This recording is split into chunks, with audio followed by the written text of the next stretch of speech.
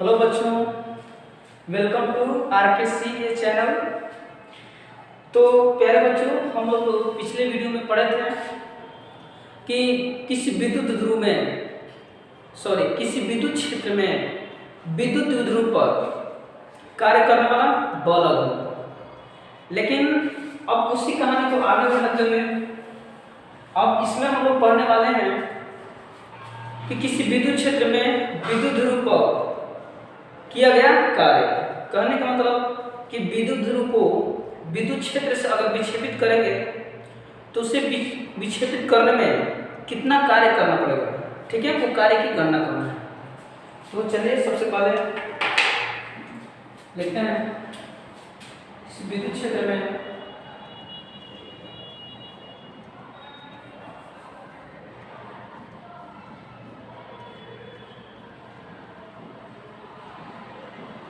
किसी विद्युत क्षेत्र में विद्युत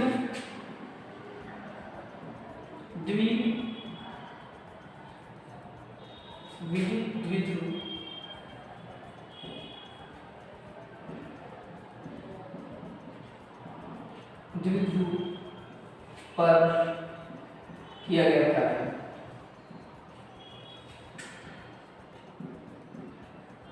किया गया कार्य क्या लिखेंगे? Done work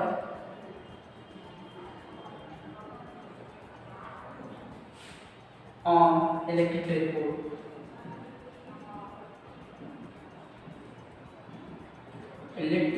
dipole in electric field।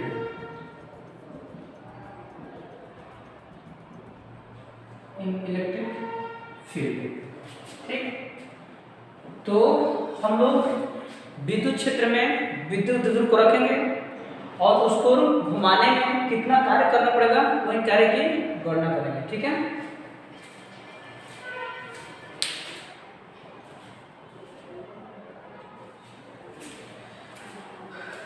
चलिए देखते हैं। तो सबसे पहले हम लोग पिछले वीडियो में क्या पढ़े थे, वहां पर देखे थे कि यहाँ पर विद्युत क्षेत्र है,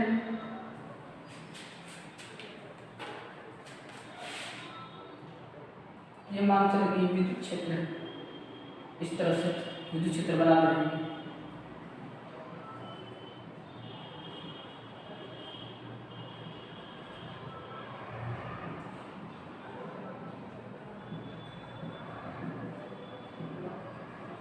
विद्युत क्षेत्र, इसमें हम विद्युत द्विध्रुव को रखते हैं।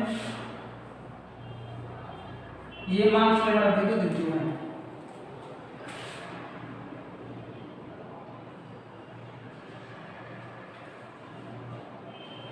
ये हमारा विद्युत ध्रुव है, ए और बी, ये भी विद्युत द्विध्रुव है। तो यहाँ पर अब क्या करना है,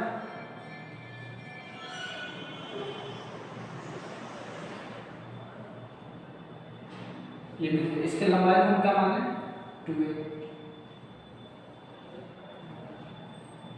इसकी लंबाई 2a द्विध्रुव लंबाई। ठीक है, अब इसमें एक तो इधर बल लग रहा था, एक तो इधर बल लग रहा था। इसको हम पहले चर्चा कर चुके हैं।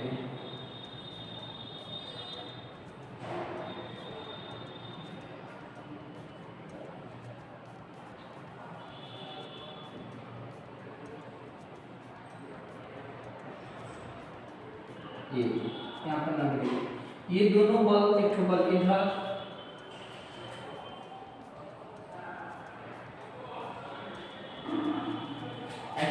इसको मान चलो तो F, तो ये भी एक हो जाएगा। ठीक है, दोनों बल बराबर और विपरीत होगा। आई दोनों के बीच की दूरी यहाँ पे A, यहाँ इसको B, यहाँ पर नाम दे रहे हैं C, ना BC पे है दोनों बलों के, यानी ये इस बल और ये F बल। ठीक है, दोनों बलों के बीच की लंबाई दूरी है। अब आप करते क्या है, यहाँ पर इसको मान चुन पाएंगे थीटा को, ये थीटा को। अब इस विद्युत को, एक भी विद्युत को, ठीक है, इस विद्युत क्षेत्र से हम घुमाएं, जैसे मान लीजिए थीटा कोण को घुमाएं, तो इस थीटा कोण को घुमाने में कितना हमें कार्य करना पड़ेगा, कितना कार्य हम लोग किए हैं उस कार्य गणना करना है हम लोग को। अगर विद्युत ध्रुव ऐसे, अगर इस विद्युत को ये भी ए बी, और इस बिंदु को हमें यहाँ ऐसे लाना हो, तो लाना होगा तो मतलब क्या ये तो विद्युत क्षेत्र की दिशा है।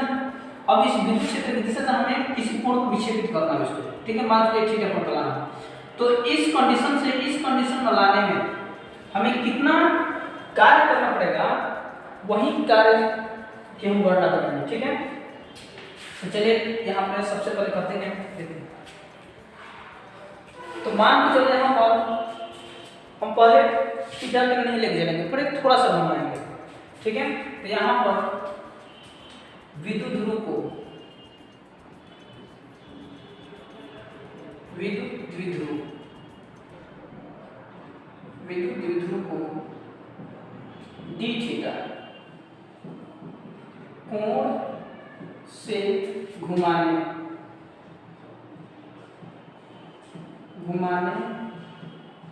में किया गया कार्य, ठीक है।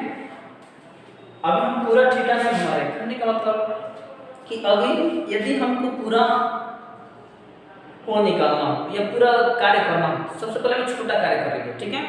और छोटा कार्य करने के बाद में हमें उसी से का बड़ा कार्य निकालेंगे। तो यहाँ हम विद्युत को डी थीटा कोण से घुमाने में किया गया कार्य। तो चूंकि कार्य बराबर आप लोग जानते हो, कार्य बराबर होता है बल गुणे विस्थापन,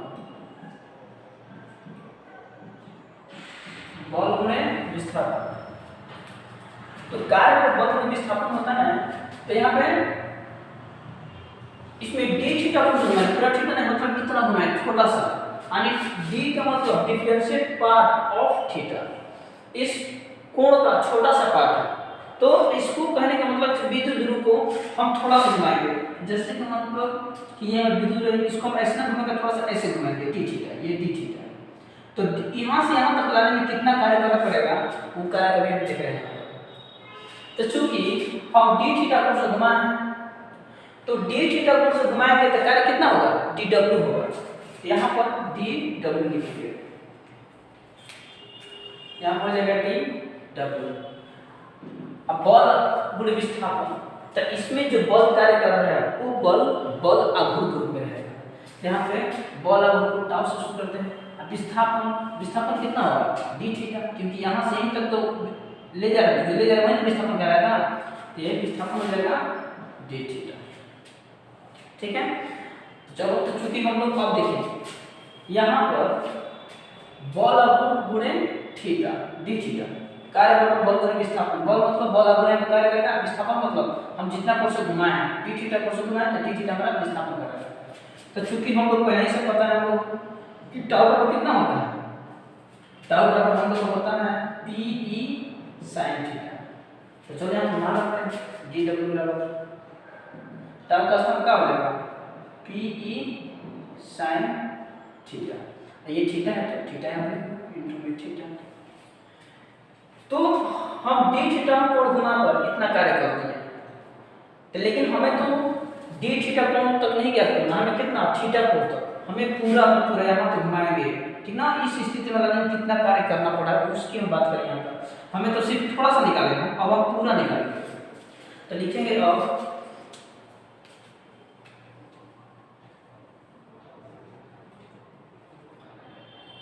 जीरो से या 0 डिग्री से थीटा कोण तक घुमाने में किया गया कार्य,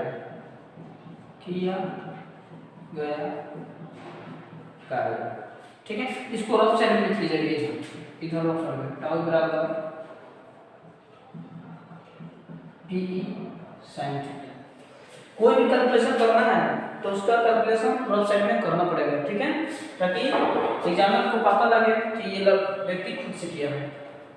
यहाँ पर 0 से थीटा पर घुमाने में किया गया है। चलो अब यहाँ पर पूरा हम थीटा लेंगे, तो मतलब स्टार्टिंग हम थोड़ा सा माने थीटा का थोड़ा सा पार्ट लिए थे, तो हमें कार्य थोड़ा सा करना पड़ा था, लेकिन हम पूरा थीटा घुमा रहे हैं, पूरा कोण। जब पूरा कोण घुमा देंगे तो हमें पूरा कार्य मिल जाएगा। तो चूंकि हमें थोड़ा सा पार्ट आता है, तो अगर कोई भी भौतिक राशि में या पूरे फिजिक्स में ये तो अभी शुरुआत कर रहे हैं। ऐसा कंडीशन पूरे कंसेप्ट में आएगा, हर चैप्टर में ऐसा आएगा। यदि किसी भी राशि का अगर थोड़ा सा भाग हमको पता हो, अगर पूरा भाग निकालना हो तो उसका समाकलन किया जाता है। समाकलन का खोज होने से पूरा फिजिकल कैलकुलेशन बहुत ही आसान हो चुका है। ठीक है, तो यहाँ पर समाकलन का मतलब कि छोटा सा पार्ट हो उसको हम बड़ा पार्ट निकाल सकते हैं समाकलन का प्रयोग करके। ठीक है, जिस तरह से आप लोग 10 क्लास में सिग्मा का प्रयोग करते थे, ठीक है, उसी प्रकार अब यहाँ पर समाकलन का प्रयोग किया जाएगा। तो अब यहाँ पर देखो थोड़ा सा पता है, थोड़ा सा हमको पता है कि इतना मैंने dw का मान पता है, हमें w निकालना है। इस w का करेंगे समाकलन कर देंगे, हमने किया गया कार्य, कुल कार्य किया गया, कुल कार्य तो कुल कार्य w। अब इसका समाकलन कर देंगे किसका, dw का। लेकिन 0 से थीटा तक यहाँ पर लिमिट देना जरूरी है। कहाँ से घुमा रहे हैं, 0 से कहाँ तक, थीटा तक। ठीक है, तो अब यहाँ पर देखिए, तो अब निकालो भाई dw का मान, यहाँ पर समीकरण 1 इसको दे दो। अब देखिए dw का मान कहाँ, p e sin theta d theta, यहाँ पर रखो 0 से थीटा तक p e sin theta into d theta. ठीक है, अब इसका मान रखो,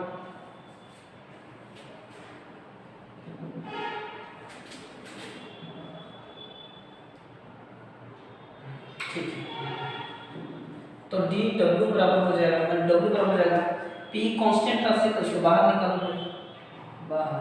अब यहाँ पर बचेगा इसमें थीटा बचेगा, 0 से लिमिट है 0 से थीटा तक, p बाहर निकल गया तो sin थीटा इनटू थीटा। ठीक है, देखो कांस्टेंट कैसे पता चला कि कांस्टेंट है, क्योंकि हमें थीटा के रिस्पेक्ट में कर रहा है। यहाँ पर थीटा है मतलब इसको छोड़कर ये बाकी कांस्टेंट, ये वाला कांस्टेंट। अब इसका हमें समाकलन कर दिया, इतना तक आप लोग पहले इसमें सब ले लीजिए यहाँ पर पूरा इस तरह।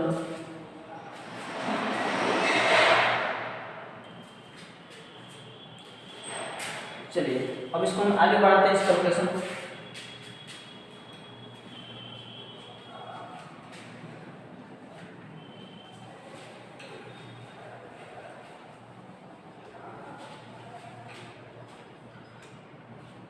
तो w बराबर हमने क्या निकाला, p e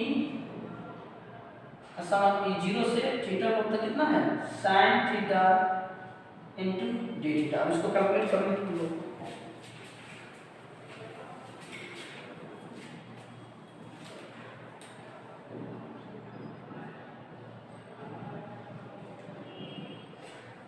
लिमिट समाकलन में बड़ा ब्रैकेट लिखा जाता है। जब समाकलन करने पर जो भी क्वांटिटी आती है उसको बड़ा ब्रैकेट में लिखा जाता है। तो sin थीटा का समाकलन होता है माइनस cos थीटा। ये आप लोग को याद करना होगा, ये सब मैथ की चीजें हैं। लिमिट है 0 से थीटा तक। ठीक है, तो यहाँ पर dw मैंने w बराबर हो जाएगा p e माइनस को बाहर निकालो, यहाँ पर हो जाएगा cos थीटा, लिमिट 0 से थीटा तक। अब इसमें ये अपर लिमिट का आता है, नीचे वाला लोअर लिमिट। तो अब इसमें क्या बारी बारी से मान रखा जाता है। सबसे पहले अपर लिमिट रखते हैं, इसके बाद में लोअर लिमिट रखा जाता है, उच्च सीमा और निम्न सीमा।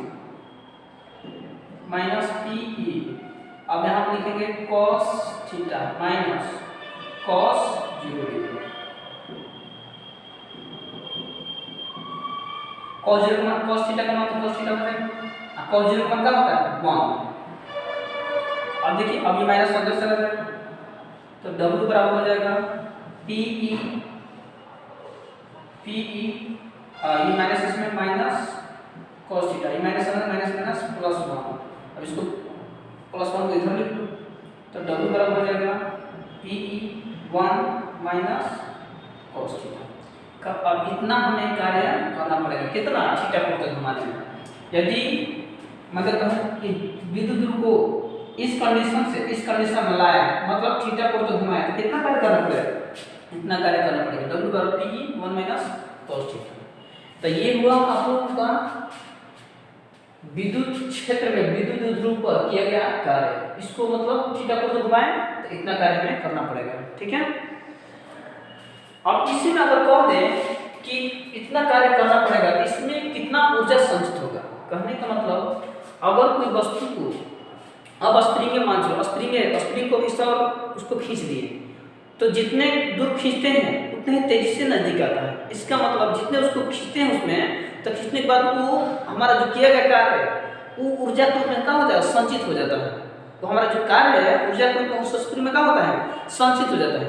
अब वही संचित ऊर्जा उसको क्या करता है, पूर्व स्थिति में लाने का प्रयास करता है। तो उसी प्रकार इसको हम यहाँ पर लाएंगे, ला दिए जबरदस्ती करके, लेकिन अगर फ्री छोड़ दें ये तुरंत अपने विद्युत क्षेत्र की दिशा में आ जाएगा। तो चूंकि यहाँ से यहाँ तक लाइन है, हमें कार्य करेंगे, यही कार्य ऊर्जा के रूप में इस विद्युत में क्या हो जाएगा, संचित हो जाएगा।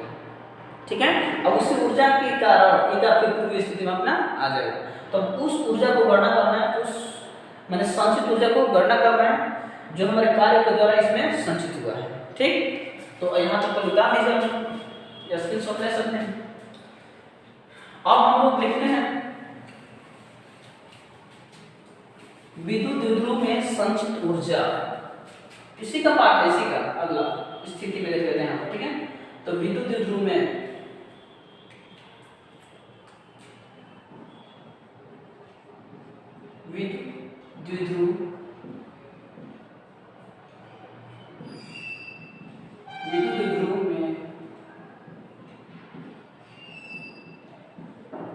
संचित ऊर्जा इंग्लिश में अगर बोले तो stored energy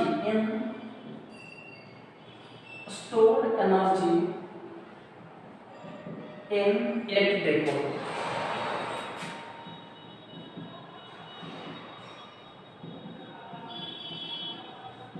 stored energy in electric dipole। ठीक है, तो चलो देखते हैं। तो कहानी सेम टू सेम ऐसे ही करना है, लेकिन यहाँ पर क्या करेंगे भाई, थीटा से 90 डिग्री तक ले जाएंगे।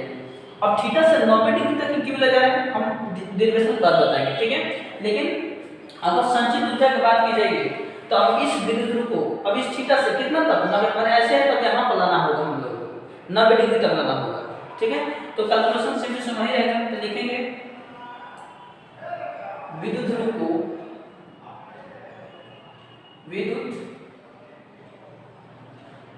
द्विध्रुव को थीटा से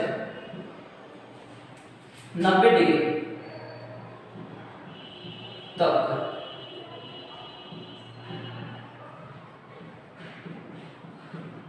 घुमाने में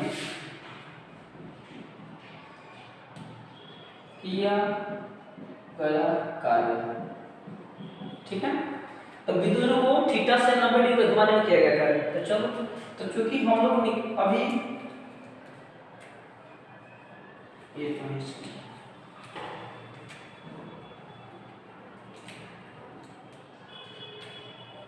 तो कल W बराबर हो जाएगा कितना हो जाएगा, 0 से कितना तक, 0 से मतलब थीटा से 90 डिग्री तक वही कार्य कर रहे हैं, सेम टू सेम दोहरा रहे हैं। कितना है, PE sin theta into d theta. कहानी सेम टू सेम ऐसी रहेगा, बस लिमिट चेंज हो जाएगा थीटा से 90 डिग्री तक। ठीक है, तो W बराबर हो जाएगा P कांस्टेंट है तो बाहर निकालो, ये बड़ा ब्रैकेट में हो जाएगा। ठीक है, sin थीटा का मतलब क्या होता है, माइनस cos थीटा, लिमिट 0 से 90 डिग्री तक। ठीक है, अब क्या करते हैं,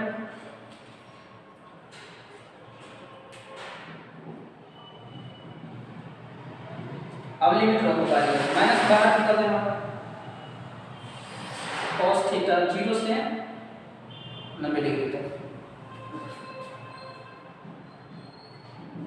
W बराबर माइनस PE। अब यहाँ पर देखिए, सबसे पहले उच्च सीमा, तो थीटा का था 90 degree, cos 90 degree,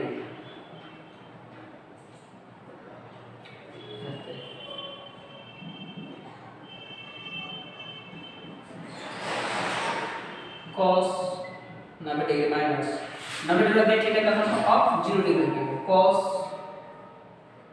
0 degree. cos 90 का मान कितना होता है, cos 90 का मान आप लोग को होता है जी माइनस, माइनस छूट के यहाँ पर माइनस करेंगे। ठीक है, cos 90 का मान होता है 0, अब माइनस सॉरी यहाँ पर ठीक 0 कहाँ से लिए यहाँ पर थीटा से 90 ना, तो यहाँ पर थीटा ना होगा, थीटा से 90 डिग्री, थीटा से 90 डिग्री, और यहाँ पर हो जाएगा थीटा, बचेगा थीटा। ठीक है, cos 90 का मान 0, यहाँ पर हो जाएगा cos थीटा, ठीक है। अब चूंकि 0, अब 0 का नहीं खत्म, अब क्या होगा माइनस cos थीटा से गुणा होगा, माइनस माइनस क्या हो जाएगा प्लस, w बराबर क्या हो जाएगा pe cos थीटा। इतना कार्य कि ये 90 डिग्री तक लाने में 90 डिग्री तक कितना कार्य करेंगे। अब किया गया कार्य ही हमारा क्या होता है ऊर्जा होता है, तो लिखेंगे यहाँ पर किया गया कार्य ही ऊर्जा है।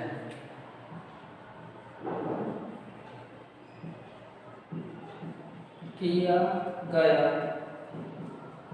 कार्य ही ऊर्जा है, ठीक है। किया गया कार्य ही ऊर्जा। अब ये डब्ल्यू नहीं यहाँ पर क्या लिखेंगे ऊर्जा लिखेंगे, यहाँ पर पोटेंशियल एनर्जी स्थितिज ऊर्जा कर सकते हैं, Pe क्या हो जाएगा cos थीटा।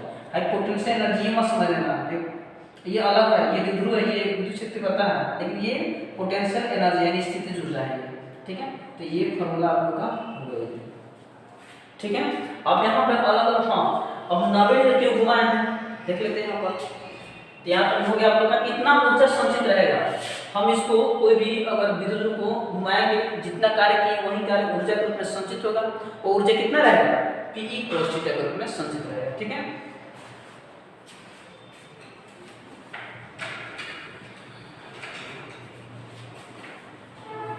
अब देखिए Pe बराबर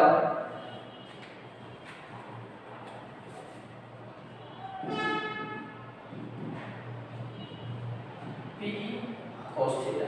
यदि मान चले कि ये हम यदि कोण का मान 0 डिग्री,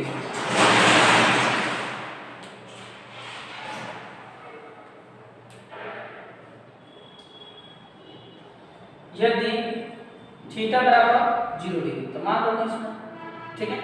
तब क्या होगा Pe बराबर हो जाएगा Pe cos 0 डिग्री, तो यहाँ पर Pe बराबर क्या हो जाएगा Pe, ठीक है। इसका मतलब इस कंडीशन में स्थित ऊर्जा का अधिकतम मान होगा। अगर विद्युत ध्रुव, ये विद्युत ध्रुव इस कंडीशन में विद्युत क्षेत्र की दिशा में हो, ठीक है, ऐसे हो, तो विद्युत क्षेत्र की दिशा में जिनके बीच में कितना 0 डिग्री कोण बनेगा, ठीक है, क्योंकि थीटा कितना 0 डिग्री है। इस कंडीशन में रहेगा तो इसमें स्थित ऊर्जा का मान अधिक होगा, ठीक है। तो यहाँ पर इस स्थिति में संचित ऊर्जा का मान क्या होगा अधिक, माने वो उस ऊर्जा जो है अधिक रहेगा, अधिकतम ऊर्जा उसमें होगी। और यदि मान चलो तो 90 डिग्री घुमाना है, ठीक है। यदि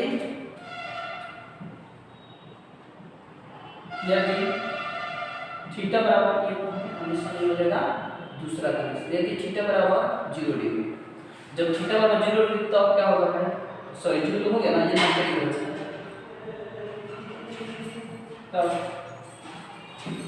Pe बराबर क्या हो जाएगा Pe cos 90 डिग्री। अब cos 90 का मान क्या होता है 0, तो Pe बराबर क्या हो जाएगा 0।